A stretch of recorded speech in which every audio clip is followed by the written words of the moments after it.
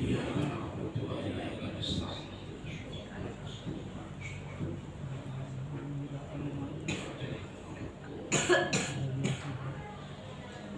بسم الله الرحمن الرحيم الحمد لله رب العالمين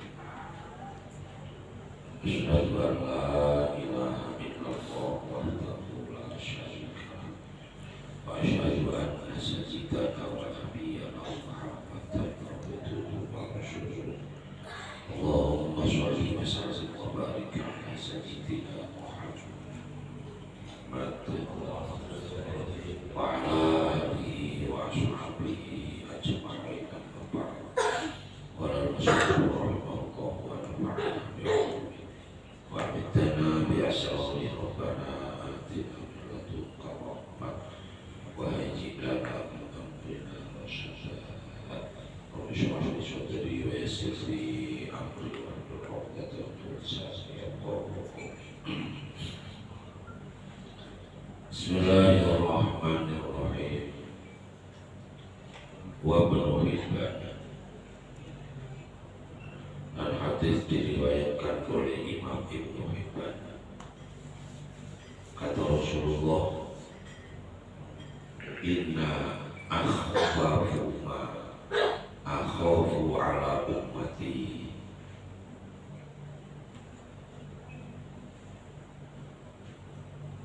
al-isyraku billah. Ama inni lastu aku ta'buduna samsan wala qamar wala wathan walakin a'malan li ghairillah wa syahwatin khufiyah.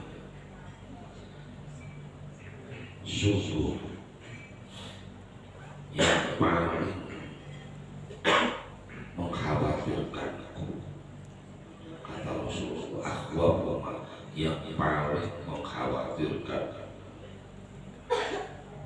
terhadap umatku, yang paling aku khawatirkan terhadap umatku, yaitu al-isyraku billah, menyekutukan Allah.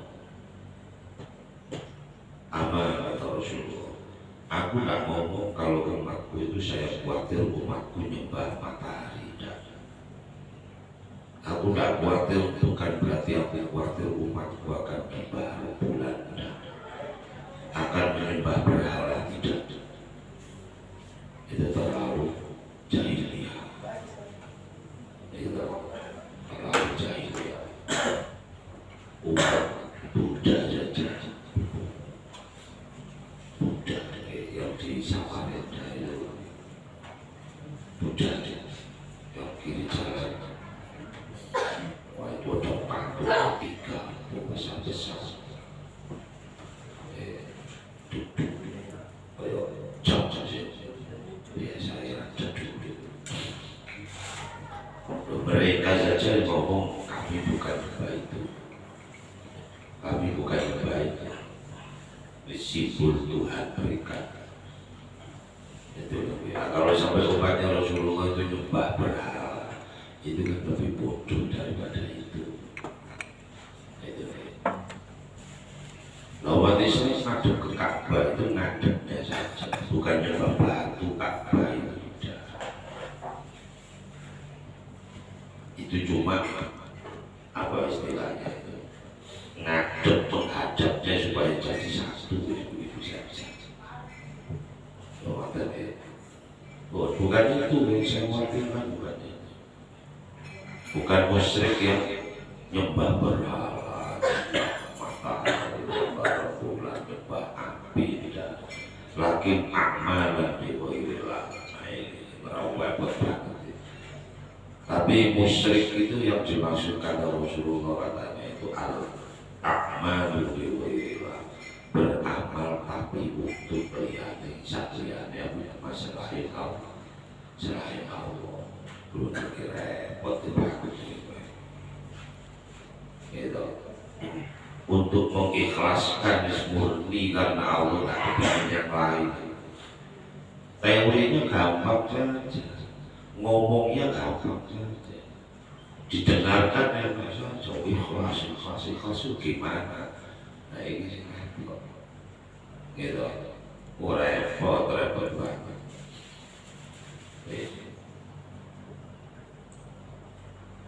Orang ibadah beramal tanpa tidak kepingin tanpa mencampur adukan selain Allah, itu sangat sulit.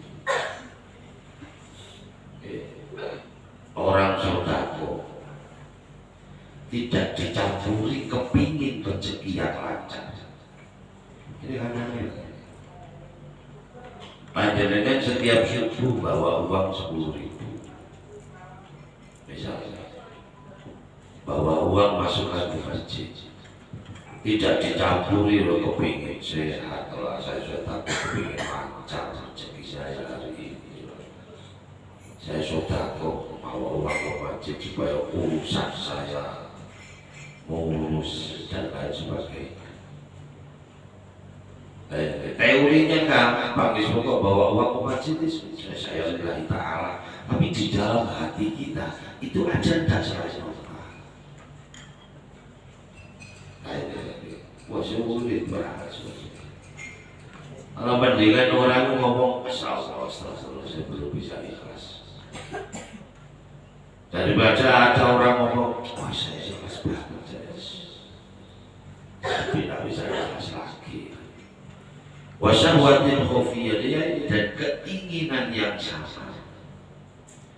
Kalau orang sodako kepingin jadi DPR itu kan kayaknya tidak sabar lagi, itu jelas itu kan. Gitu. Ada orang sodako misalnya kepingin jadi wali kota, itu bukan syahwat yang khofiyah, itu syahwat yang terang-terangan. Gitu. Apakah dibahas lagi oleh Rasulullah, tapi keinginan yang sama, gitu. Ya itu tadi, misalnya membantu tetangganya hanya kepingin dipuji, walaupun tidak mengeluarkan uang. Pengajian begini ini hanya kepingin dipuji orang, kepingin diundang orang.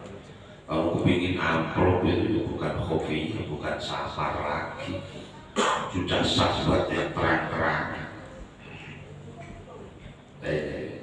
Lo bukan repot itu, repot lah, repot coba. Apalagi di Bontang, mohon maaf, umum sudah bersihkan masjid itu misalnya itu wis ikhlas, sudah umum dibuat dikaji, muadzin sudah mestinya umum, orang itu dikaji, imam wis umum, wis namanya amal biasa, wis umumnya dibuat dikaji. Ini tidak rumit, bukan berarti saya ngomong tidak ikhlas, tapi lebih repot lagi, lebih repot lagi.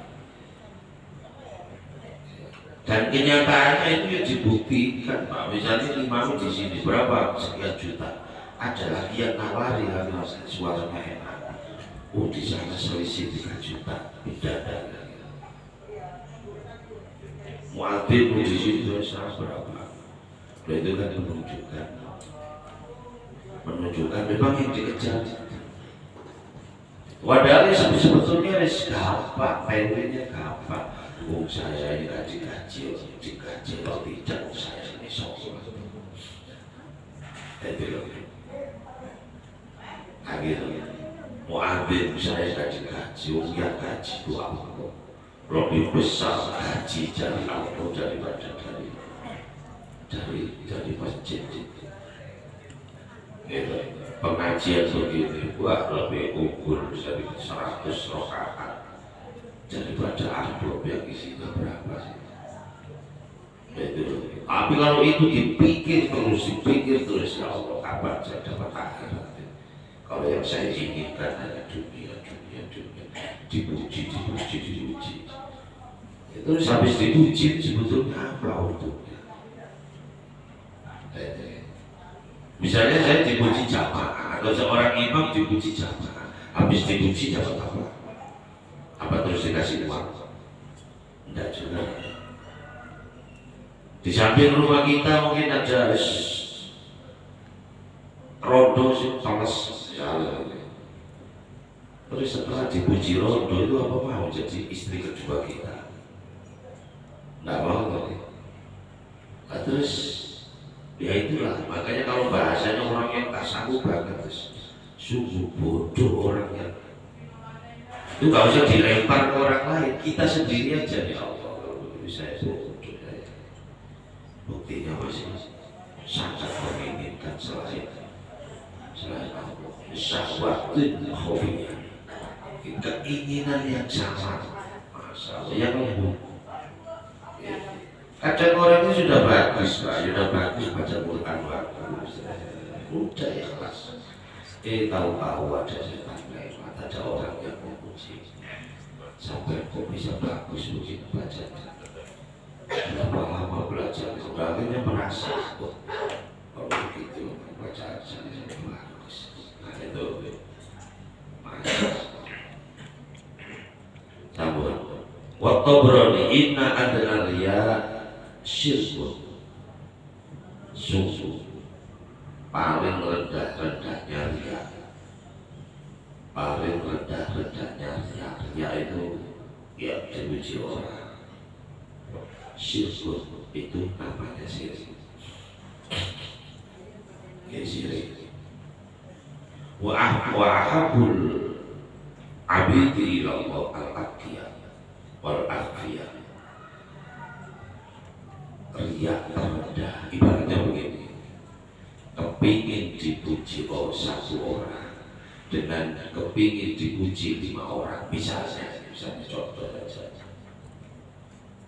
itu kan lebih rendah yang kepingin dipuji satu orang kan begitu, daripada 5 kepingin dipuji 10 ya tambah berat lagi. Dipuji orang walaupun satu saja itu namanya riya. Nah, riya yang cuma segitu itu sudah disebut syirik. Artinya bukan maksudnya syirik-syirik yang keluar dari kafir itu bukan. Itu artinya mencampur adukan amal itu dengan selain Allah. Berat betul itu, berat betul. Berat betul. Ya untungnya ulama itu ada yang memilah-memilih, milah-milih. Nanti kalau umatnya Rasulullah itu berat, misalnya begini, misalnya saya sholat sunnah, sebetulnya tidak ada orang bila saya sholat sunnah, karena misalnya ngerti pahalanya, berharap pahala dari Allah. Nah kok kebetulan ada orang akhirnya bacaan saya bacakan karena ada orang. Andai kan tidak ada ya kuliah iwal kafirun sama guru, karena ada orang sholat sunnah. Nah ini sholatnya masih masuk ikhlas, memperpanjang bacaan itu ikhlas. Nah itu lebih. Contoh ada yang milah-milih begitu. Ada sekalipun tidak ada orang tetap sholat. Beda dengan kalau di masjid sholat sunnah, kalau di rumah tidak sholat sunnah. Nah itu beda. Berarti kalau ada orang dia sholat sunnah, kalau tidak ada orang dia tidak sholat sunnah. Nah itu dari sholatnya itu sudah tidak ikhlas. Tapi kalau dia sholat sebetulnya cuma karena ada orang, wah hukumnya dibaik-baikkan, sujudnya disiku-sikukan. Padahal yang sampai anggap baik itu belum tentu baik, belum tentu baik menurut pandangan orang itu. Ada orang sholat rukuk mantep ya, siku-sikukan tutup, lihat kepalanya menghadap ke tempat sujud. Menurut dia sudah bagus, menurut orang lain mau sujud itu itu tak boleh melihat, tidak ada penjelasan sujud itu atau ruku itu melihat tempat sujud itu tidak ada. Gitu. Sujud ya lurus gitu. Kepala lurus. Mata jangan melihat ke tempat sujud, pasti melotot ini matanya. Paham ya? Tidak ada selama aturan di dalam sholat itu mata melotot itu tidak ada. Gitu.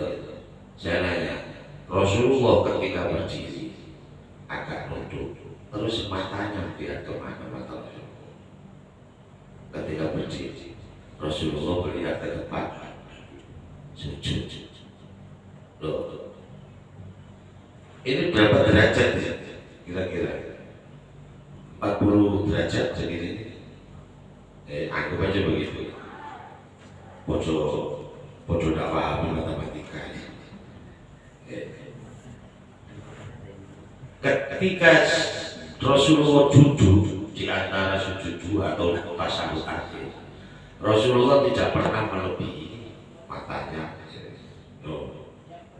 Duduk saja bukan ke tempat sujud, tapi tidak pernah melebihi isyarat.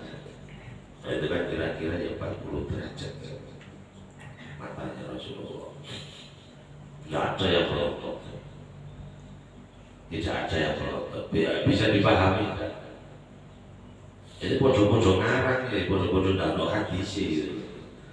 Kenapa lebih percaya pada yang baru-baru?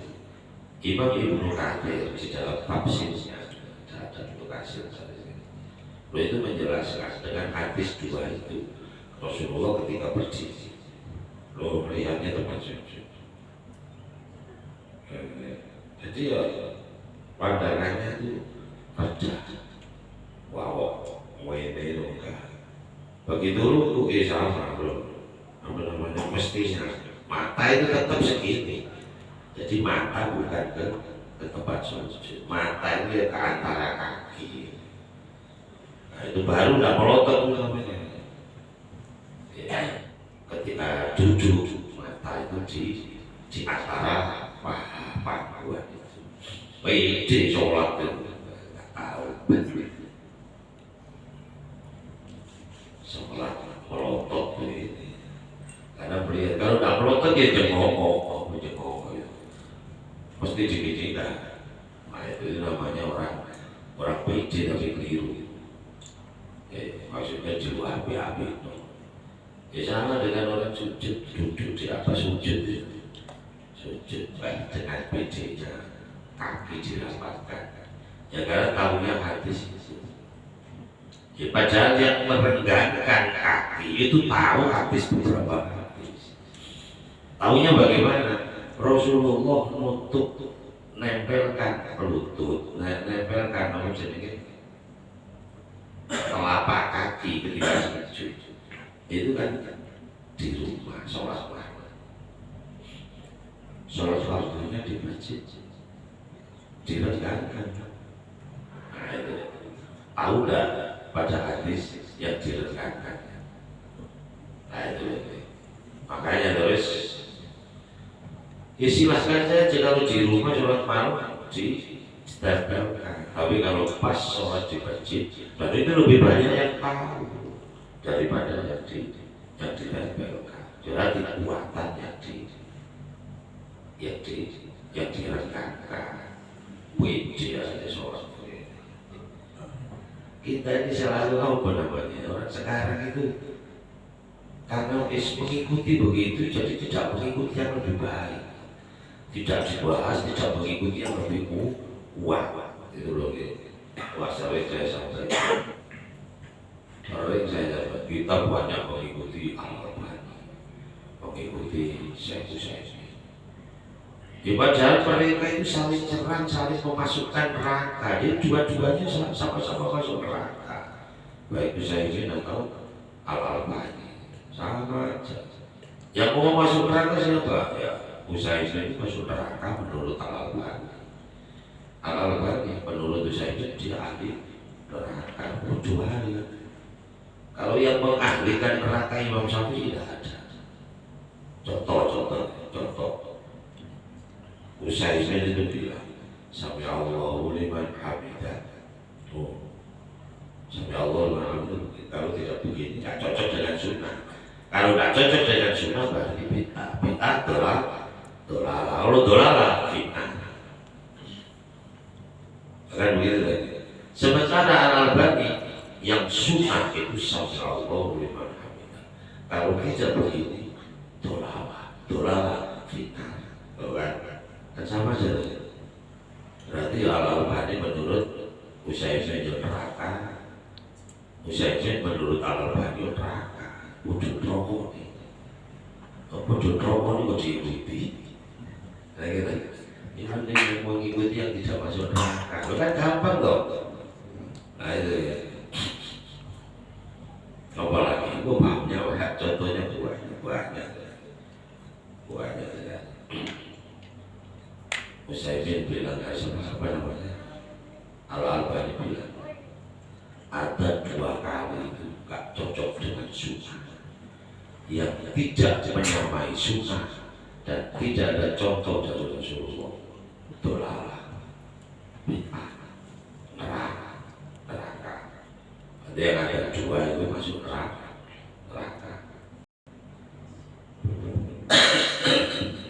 Saya bilang, saat ini ada laki-laki bodoh, si ngomong goblok saya bodoh,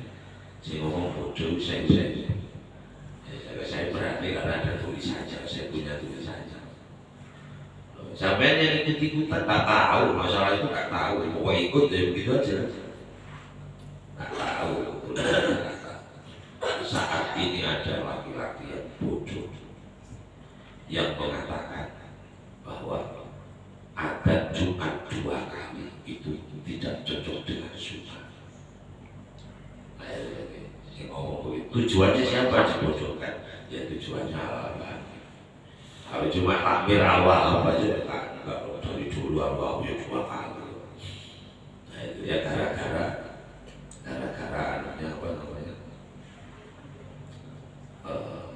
Pendapatnya Al-Albani itu. Nah itu jadi satunya bodoh, satunya ahli neraka. Lo masih dipertentangkan. Lo kita kok ikut ya Allah. Tapi kan keren bahwa trennya hati-hati banget berarti sering kita bahas. Justru yang orang itu mah keluar dari Islam itu malah orang yang jenggotan, orang yang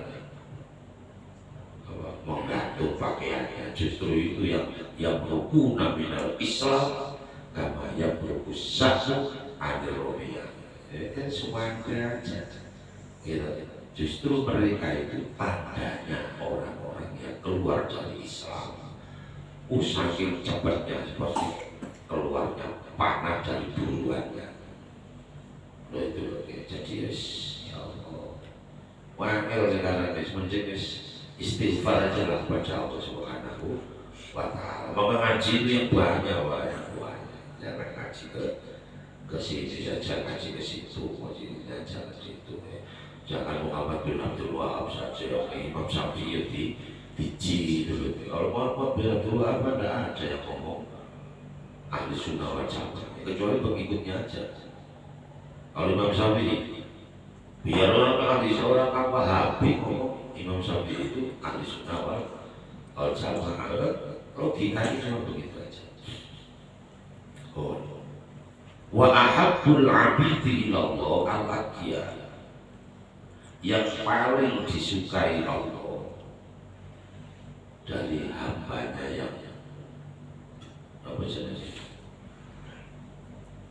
hamba-hambanya itu al-aqiyah, orang-orang yang berhati-hati di dalam beramal.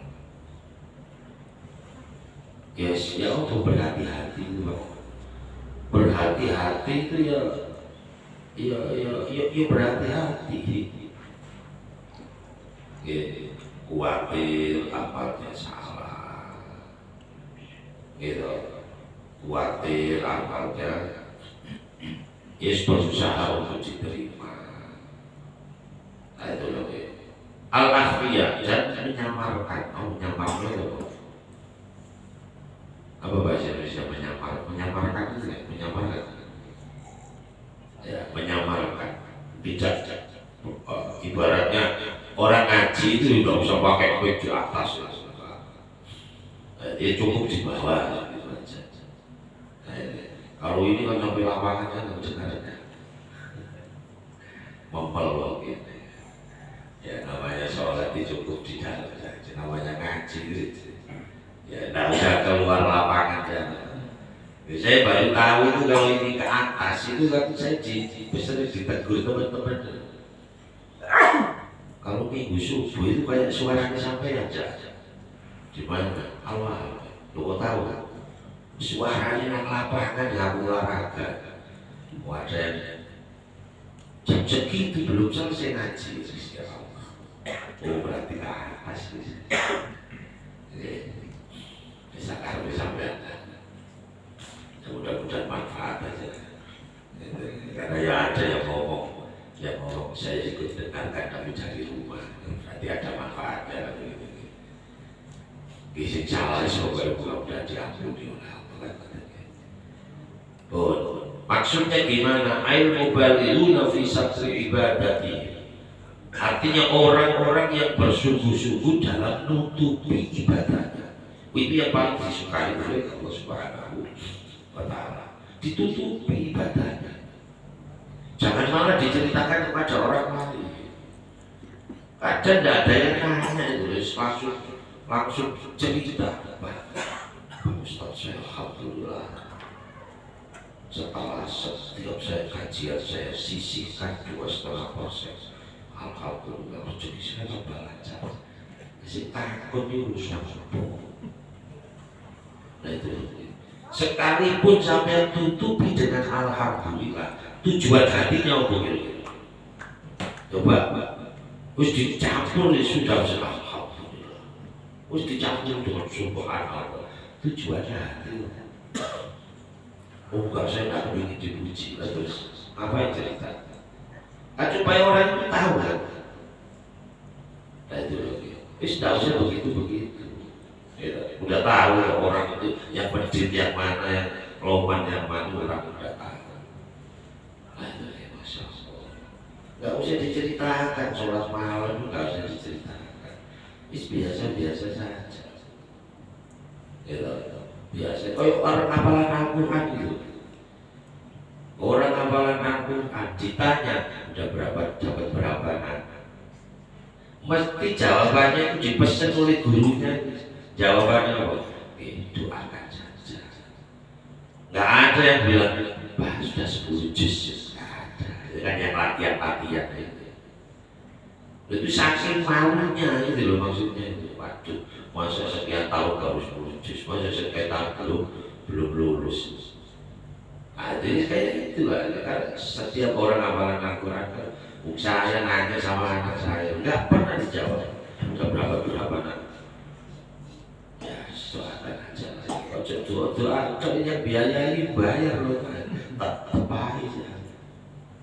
Tetap aja ngaku. Tapi kan kalau sudah 29 ya, wah semangat.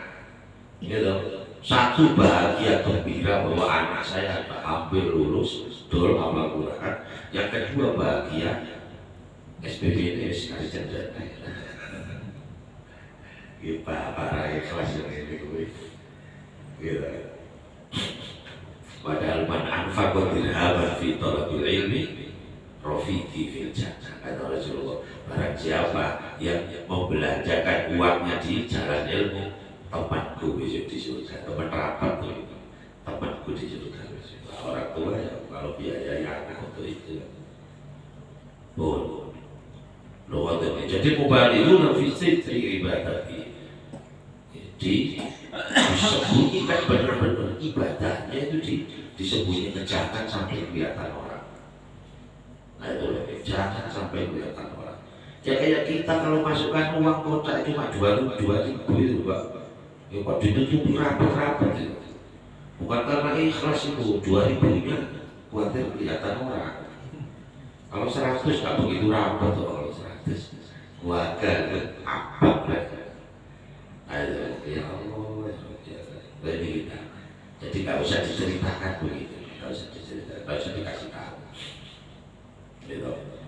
Kalau panjenengan kira-kira misalnya saya ikhlas Pak, saya ikhlas di sholat malam, tapi kok kebetulan, mohon maaf, batu itu dainya hitam, bagaimana? Ojo bercermin kalau gitu. Kalau tidak bercermin kan sampai tidak tahu kalau dahinya sendiri hitam. Yang bikin tidak ikhlas itu kalau bercermin itu sampai hitam aku sujud lumayan juga, lumayan. Ya Allah, itu ya namanya tidak bercermin kan tidak tahu. Tapi dulu sahabat itu tidak bercermin tapi sudah ada yang gitu. Mulai dari Rasulnya, Rasulullah, Abu Bakar itu, Umar itu, Utsman itu, Ali itu. Makanya ketika ada orang kok jidatnya hitam dimarahi oleh Abdullah bin Umar. Kenapa jidat itu? Kamu tahu? Kamu kan pernah melihat Rasulullah? Ada jidatnya Rasulullah itu. Jidatnya Umar itu ada. Oh ada, malu. Nah itu. Wanwatan sihihi ma'an sawaibil a'radil faniyah, dan membersihkan diri dari tujuan akal, tujuan yang fana, tujuan dunia kan maksudnya, tujuan dunia ini. Tujuan dunia gimana? Orang sholat duha kepingin rezekinya lancar, nah, terus kepingin akhiratnya itu kapan Pak? Sodako kepingin ditambahi rezekinya, ya Allah. Ayo terus persiapan untuk besok di akhirat itu terus ibadah yang mana? Lagi oh kita sholat kadang berita kepingin sejahtera, baca ini kepingin ini, ya Allah yang ikhlas ini yang mana? Yang tidak ada tujuan dunianya, ya gitu. Maka tujuan yang campur itu wis penting itu aja kalau begini dunia. Contoh begini. Rasulullah itu ibaratnya Allah menyiapkan sesuatu dunia akhirat yang lewat Rasulullah. Contoh, barang siapa sehari baca sholawat 100 kali, maka 100 hajatnya 100 hajatnya dikabulkan oleh Allah. Cuma 100, yang 70 besok di akhirat, yang 30 sekarang. Itu kan lumayan ya Allah, saya kepingin baca sholawat, saya kepingin hajat saya dunia dan akhirat dikabulkan, baca sholawat 100 kali. Kan masih ada tujuan akhiratnya. Ada 70 barang yang disimpan di situ. Cuma 30 itu sudah banyak loh Pak. 30 itu jogi, sehat. Oh, entah itu sana apa mana ini. Ya coba jogi, sehat. Ya cuma 2 ya. Ini tadi 28 sehat. Lagi lah. Lo yang 70 besok sehat.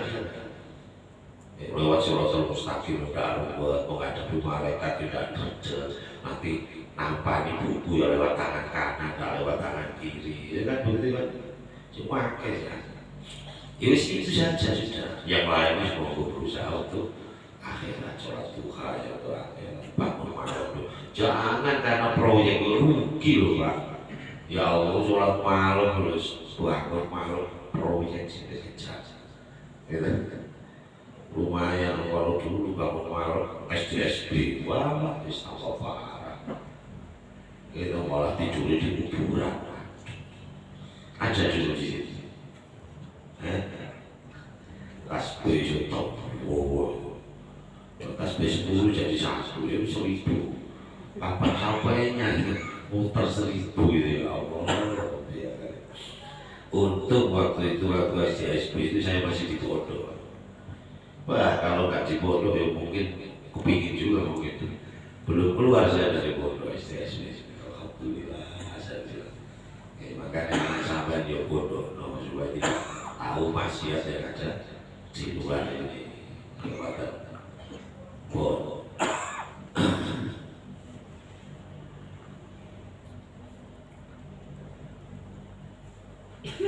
wallahu a'lam. Monggo kalau ada yang perlu dibahas, kalau bisa saya jawab.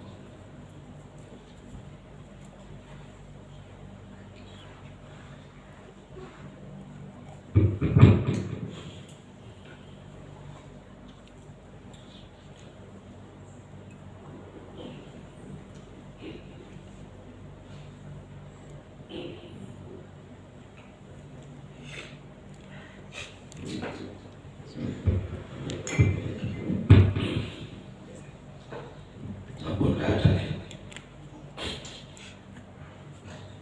Saya mohon bantuan Fatihah.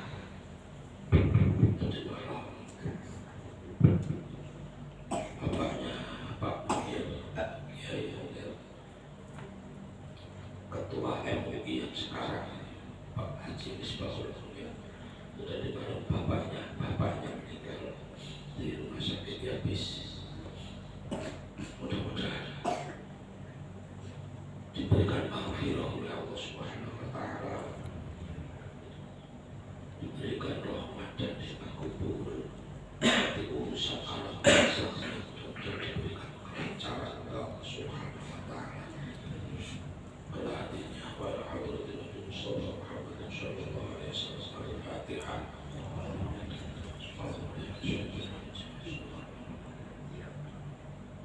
إياك نعبد وإياك نستعين صراط المستقيم ولا الضالين آمين. Yang mau ikut sholat jenazah insyaallah nanti di masjid BSD Batul Khair insyaallah jam 10 insyaallah. Pengumumannya begitu.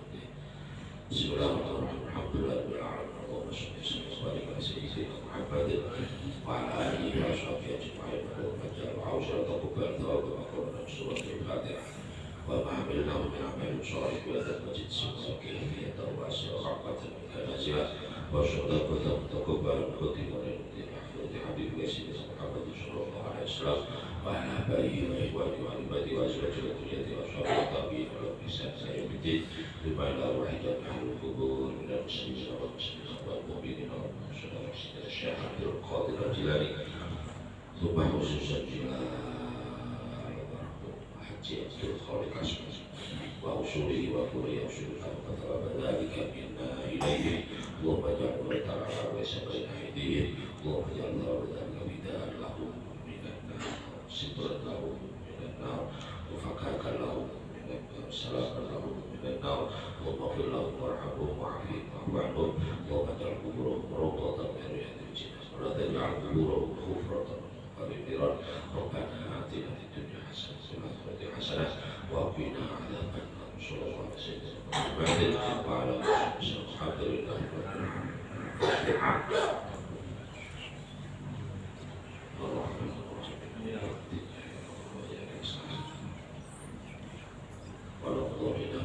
Terima kasih. Assalamualaikum warahmatullahi wabarakatuh.